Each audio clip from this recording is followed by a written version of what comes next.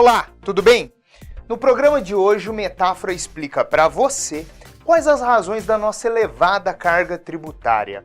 Apesar de todos nós já sabermos que o Brasil é um país que cobra muitos impostos de sua população, discutiremos aqui com um especialista como isso se comporta na economia e que prejuízos traz a todos nós.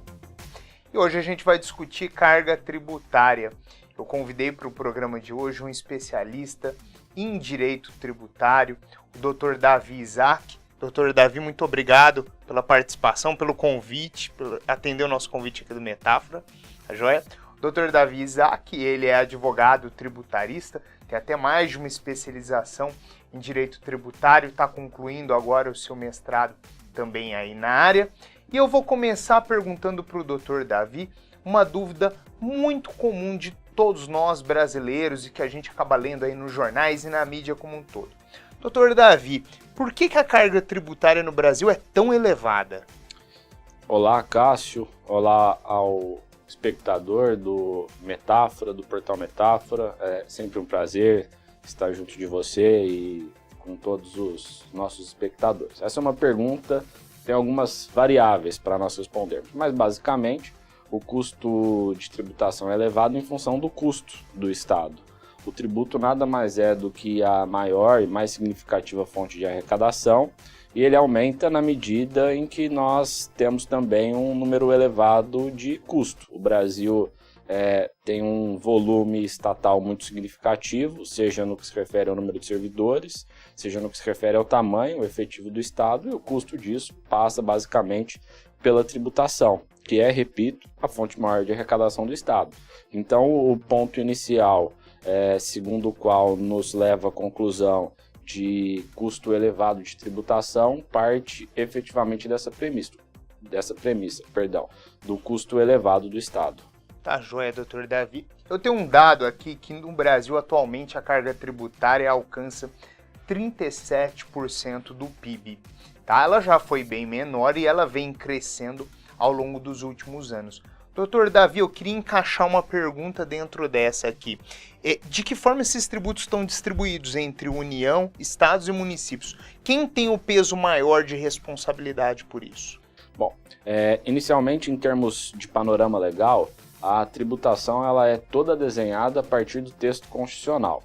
E o texto constitucional ele não fixa parâmetros numéricos, ele estabelece as competências tributárias. Então, exemplificando, a União tem o direito de exigir o imposto sobre a renda. O Estado, de outro lado, o Estado-membro tem o direito de exigir o imposto que incide sobre circulação de mercadoria.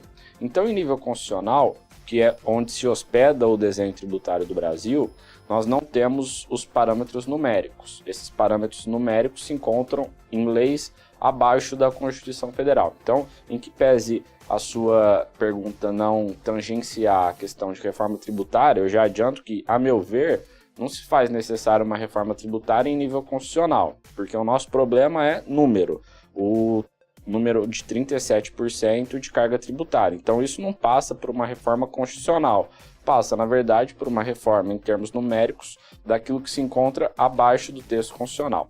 A nossa Constituição Federal, e falando especificamente do desenho tributário, ela estabelece que os impostos serão divididos entre estados e municípios, no caso do ICMS, do PVA, serão divididos entre estados, municípios e União, como no caso do Imposto sobre a Renda, no caso do IPI, no caso do IOF.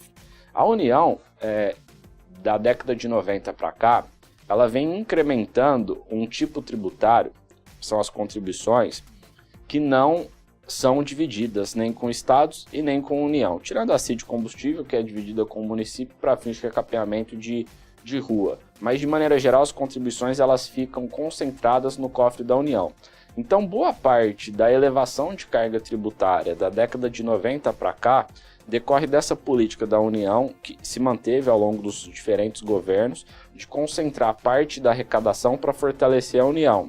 O que gerou também, de outro lado, parte da crise que nós vivenciamos atualmente de estados e municípios que perderam parte de suas fontes de arrecadação porque a União priorizou o incremento de arrecadação de contribuição em detrimento de arrecadação de impostos, que é um tipo tributário diferente de contribuição, cujo resultado de arrecadação seria dividido entre estados e municípios.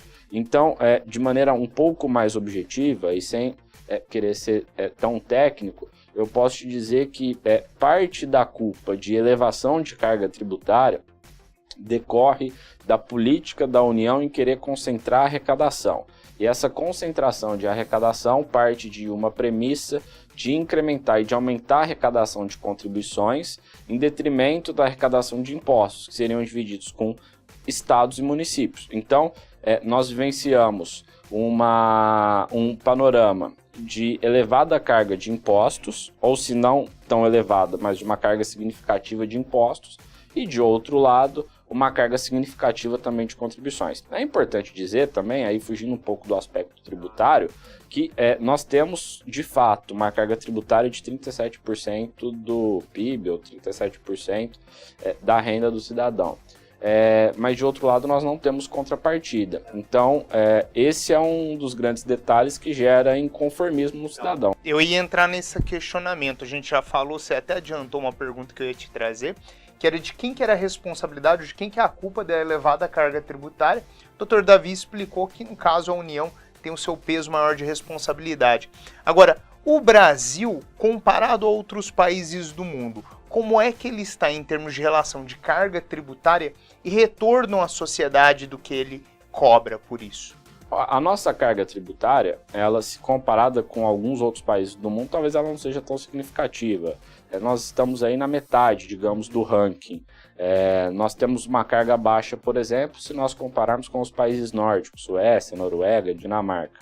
Mas, em contrapartida, esses países oferecem como contraprestação dessa carga uma gama de serviços muito mais satisfatória do que a praticada no Brasil. Então, digamos assim, o nosso custo-benefício em termos de carga tributária, ele não é satisfatório. A nossa carga, ela alcança um percentual maior do que 35%, isso é, chegando quase à metade, digamos assim, da renda do cidadão, e em contrapartida o Estado não oferece os serviços básicos em favor desse cidadão.